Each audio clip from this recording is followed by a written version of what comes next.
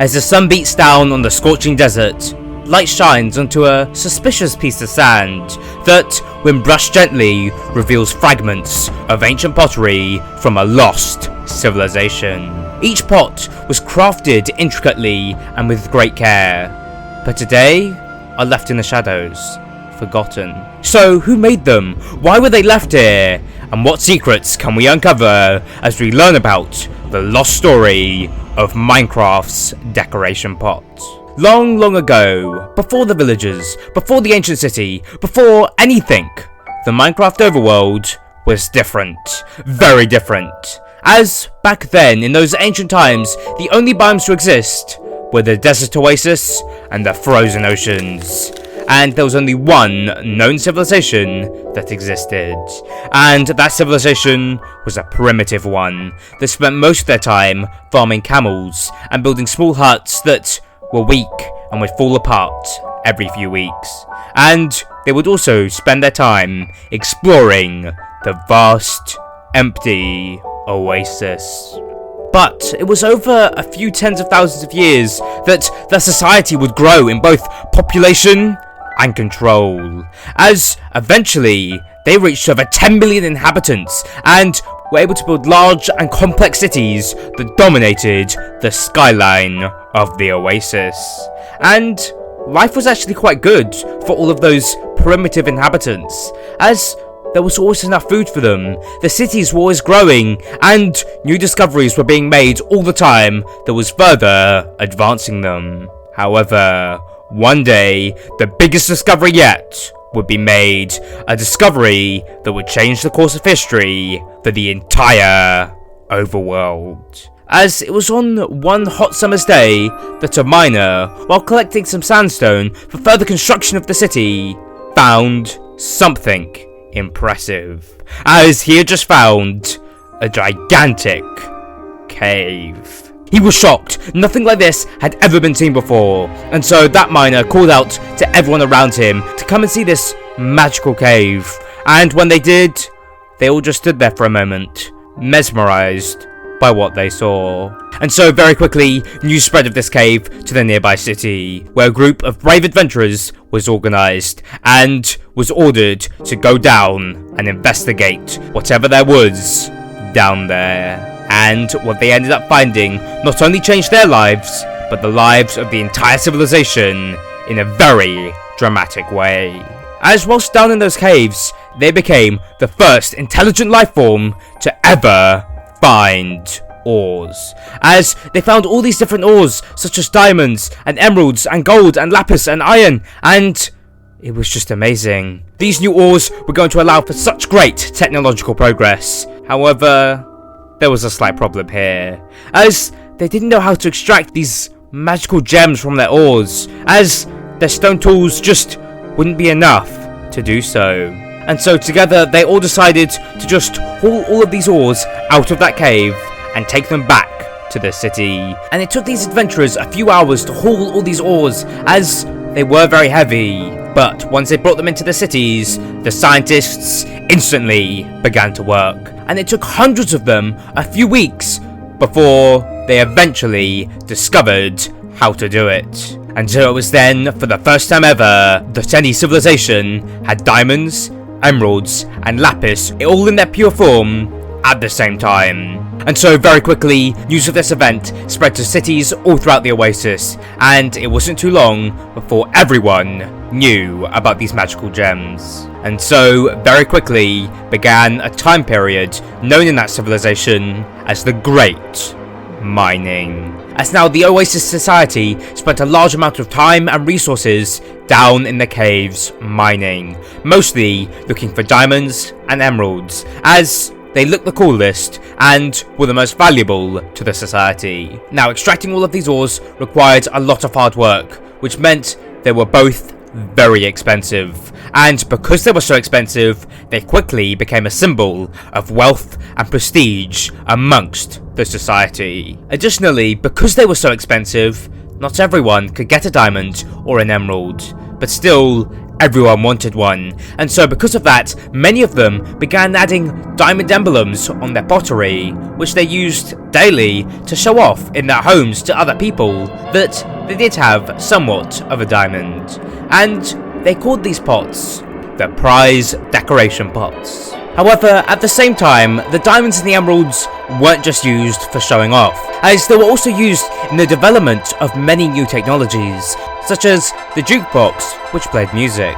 And so, life was good for all, as wealth was increasing and brand new technology was being made, which made life easier. However, this reign of prosperity wouldn't last forever, as over time, with the mining owners getting richer and richer, selling all of these gemstones, some people got greedy and jealous, which led on one day to the creation of the Thieving Bandit Group, an evil group of that civilization who left the city and set up their own hidden bases far away and began plotting attacks. Their goal was to steal the valuable gems from the wealthy and take them for themselves, and to cause as much chaos in the process as possible, as they just had a hatred for that society.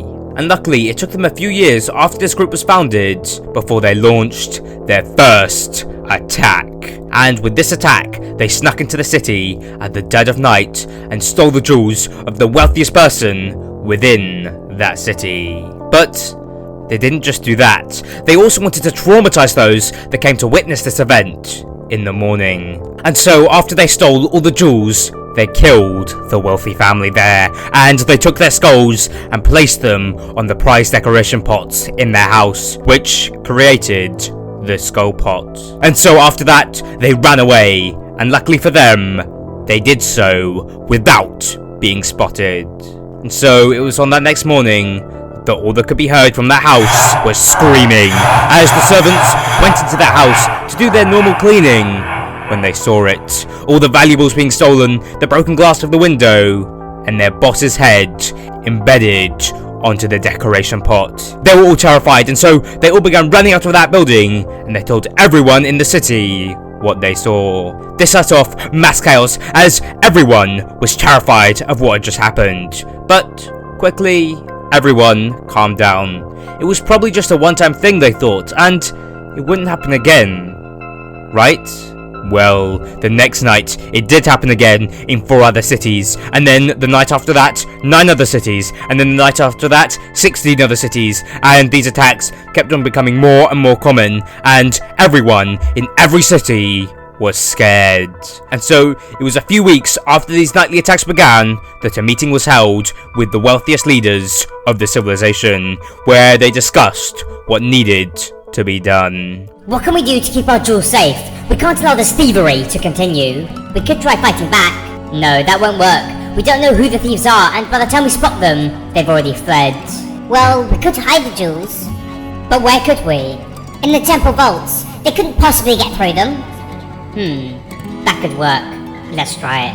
And so it was over that night that many of the wealthy secretly moved all of their jewels to the vaults underneath the temples. And it worked. Over the next few days, no more attacks were made. And so the society was peaceful once again, and chaos was no longer rife in their cities. And so they can now go back to focusing on other things, such as experimenting with the new war that they had just found, Redstone.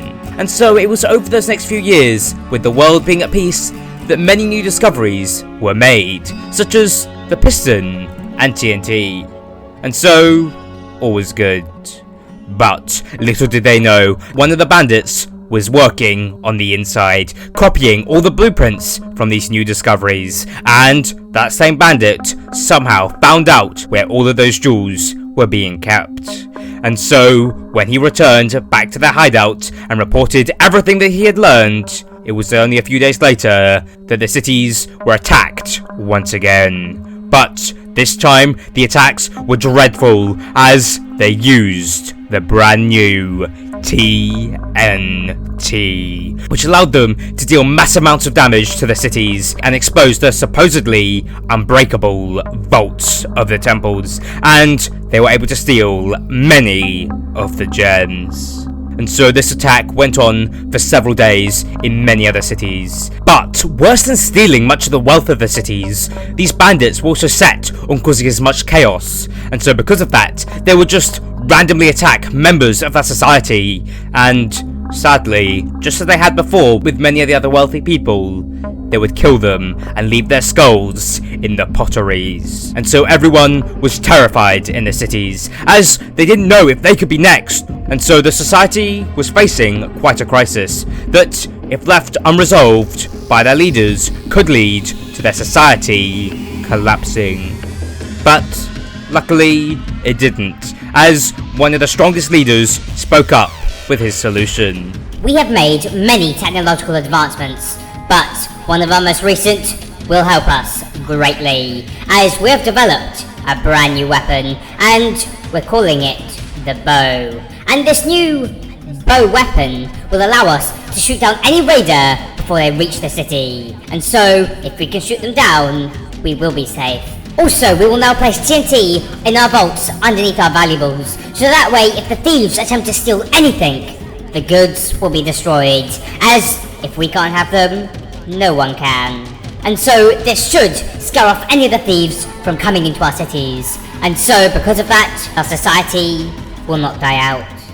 After that announcement, outposts were quickly built around their cities, where the archers, using their brand new bows, could look out onto the oasis and spot and shoot down any incoming raiders. And this worked. All raiders that attempted to get into any of the cities were either killed or they retreated.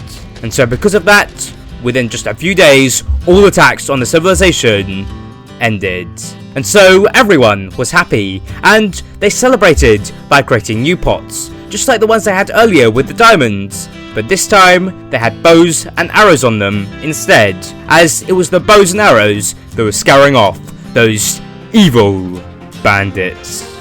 However, victory had not been had just yet, as the bandits were still out there, and they could very well attack at any moment. And more than that, they were likely developing their own version of the bow to counteract the civilization. And so very quickly, a decision had to be made. This time, they had to attack first, or else they would lose. And so an army was created, and together they marched into the oasis on the search for those evil bandits, which luckily they were able to do quite easily, as they were able to stealthily follow one of the bandits back to their base after they failed to raid the city. And when they did, they surrounded their base and burnt it down, which hopefully killed them all. And so after the fire was over, the army marched into the bases, checking to see if anyone had survived. But all they found were charred skulls and valuables. And so to their knowledge, as no one had escaped, and this was the only base that they had created, all the raiders should now be dead. And so with that, the army picked up all of these gems that they could find, as well as any pottery pieces that were there, and returned back to the city. And when they returned and told everyone the good news of what happened, they all celebrated. And celebrate they did for several days, as they spent their time lighting fireworks in the sky, building monuments to the brave army. And of course, what else would they do without creating a new pot to commemorate this victory, which this time was a design with a person waving their arms in the air, just as everyone in the city was when they heard of the victory.